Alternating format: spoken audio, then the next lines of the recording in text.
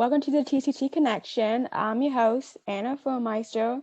On this episode, I have a special guest, Leonard, who recently graduated from Leonard University with a bachelor's degree in hospitality. On this episode, we will discuss how hospitality has affected by COVID-19, as well as the individuals who work in the industry. So Andy, welcome. Thank you for having me. So Andy, how did you get involved in hospitality? So it started when I was a lot younger. I used to watch all the cooking shows, Hell's Kitchen, Kitchen Nightmares, and I watched Hotel Impossible, all those shows. It started getting me on the track of hospitality, as well as going to hotels, experiencing what they offer to the guests and making them feel comfortable is how I got started in the field. Nice. Okay, that's pretty cool. And could you describe what the industry was like prior to 2020? So the industry prior to 2020, we have to look back after 9/11. We have to take back how the travel industry and the hospitality industry has changed. As focused more on security and tightening up personnel and making sure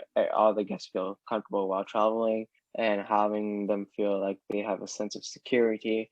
As more hotels are hiring security and the security guards and putting more protection in line with them so that they feel comfortable while arriving. And as much as technology has changed as well, we've been able to use Apple Pay, chips, and credit cards now so that people can pay easier and quicker. So it's been a more effective system over the coming years. That's pretty interesting. Are you still able to work in the hospitality industry during the pandemic? Yes, I'm still working in the hospitality industry as a guest service agent right now at a hotel in Delaware. To the people who are looking to get into the hospitality industry at the moment during this whole pandemic, I say keep reaching out to the hotels. They're always looking for people to hire, no matter what. They're looking for people to work through the Christmas break, even though it'll be slow season. They're always looking for people to hire. I think it's a great industry. It's growing. It's one of the growing industries in America. It could be used versatilely anywhere in the world. So I think it's a great way to build up connections and great way to build up people, meet new people, explore how they see the world and how they see the culture of the hotel, and get to know the coworkers, get to know your housekeepers, get to know your general manager, because those are going to help build a foundation of networks to get you into a longer career in the field. What are some of the changes made at your workplace in order to adjust? So I'm a fairly small hotel that's about 72 rooms. So what we have to adjust is how we do our housekeeping. Pretty much, we don't do stay over cleaning anymore where they go in, change your bedding and all that. We decided to do a refresher, which is basically make your bed, redo your bathroom, and take out the trash. That's pretty much it. We have cut out our breakfast, but we have done it to be breakfast to go bags. And all employees are required to wear a mask throughout the entire time and washing your hands and stuff. And we're making the coffee behind the front desk as just for cross contamination issues, just to be safe with gloves, as always, to be protective. And we have hand sanitizers throughout the whole property to make sure that everyone keeps their hands nice and clean and sanitized throughout the workspace. Have working hours been affected at your job? Has been up and down. At the moment, we are in a bit of a slow season. What we're referring to as being heads and beds. Our rates are so low that we're trying to get more people into the hotel so we can sell more rooms. At the moment, we've had peaks that we have 3 times been reached at 100% occupancy rate, which is great. And we've been getting a lot of sports teams that's been helping us throughout our work, which is good. And we're just a hotel in the middle and on a highway, near a highway, which is incredible. We stick out like a sore thumb, which is great. And people come in, we greet them, and they feel comfortable coming in and staying at our property. Are there any major changes in place staff-wide?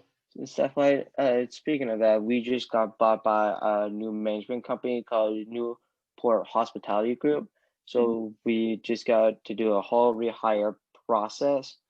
And that means that some of our housekeepers have been cut out due to the fact that they didn't have the right paperwork and all of that. So that's why we're short on housekeepers, and we're looking for housekeepers at the moment.